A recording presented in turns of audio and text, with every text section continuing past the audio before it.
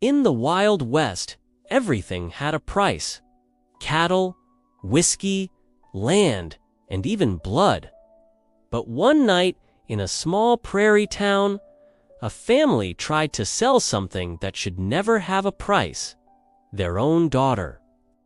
That night, under lantern light and the weight of frontier justice, the West itself had to decide if she was property or free. The sun hung low over the dusty street as Maria stood in the center of town. Her parents, broken by drought and shame, announced they had found a buyer for her. A wealthy cattle baron, Mr. Harlan, jingled a heavy silver purse in his hand. To him, she was not a daughter, not a woman, but a barren bride, worthless for family, useful only as property.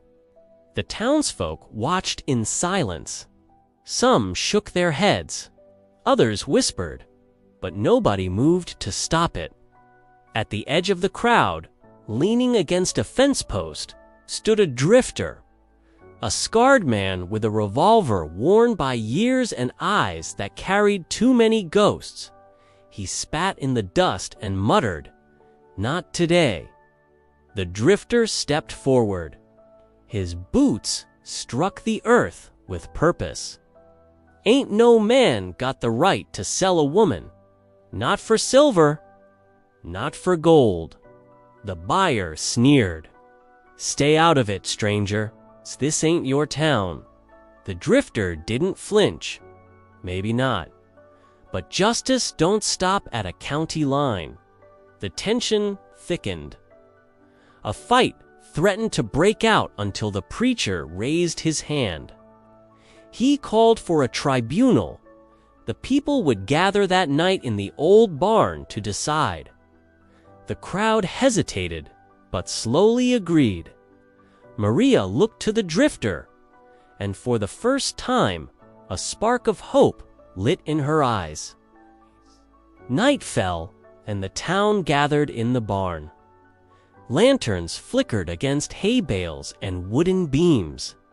Farmers, ranch wives, hired hands, and widows filled the space, forming a rough court of the frontier. The drifter laid down the charge. "This ain't a sale. This is slavery." Testimonies followed. A widow told how Harlan cheated her late husband on cattle weight. A ranch hand swore Harlan bribed the sheriff to overlook stolen land deeds. Even Maria's brother admitted their family's debts had been twisted higher by Harlan's false accounts. The barn buzzed with outrage, yet Harlan only laughed. "You bark all you want. I got papers, signatures, coin, laws on my side."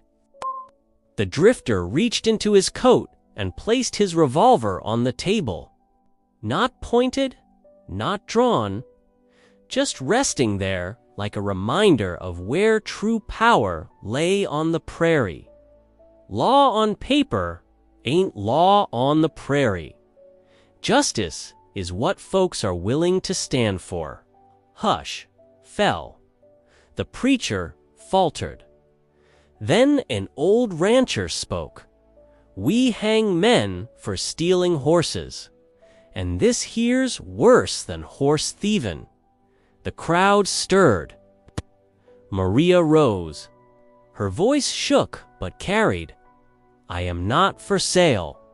If the West won't stand for me tonight, then it stands for nothing." Her words cut deeper than any weapon. The people raised their hands one by one. The vote was clear. Harlan would not take Maria. He would leave town by sunrise or face a noose. Harlan raged, threatened lawsuits, and threw coins at the floor, but no one bent. His silver clattered uselessly in the dirt. The drifter's eyes burned steady. You ride out, or you swing. Harlan stormed off into the night. His wagon wheels soon rattled beyond the horizon. Maria fell to her knees, tears streaking her dusty cheeks. The drifter helped her to her feet. Morning light spilled across the prairie. Roosters crowed, wagons creaked, and the cattle baron's wagon trail was a fading scar in the dust. Maria stood on the church steps, bathed in sunlight. She whispered, steady and unbroken, "I'm not for sale.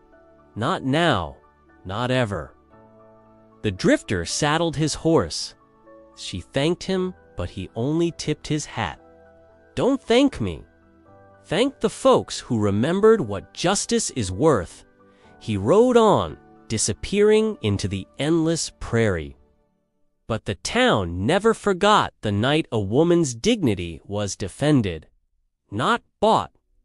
The night frontier, justice, spoke louder than silver.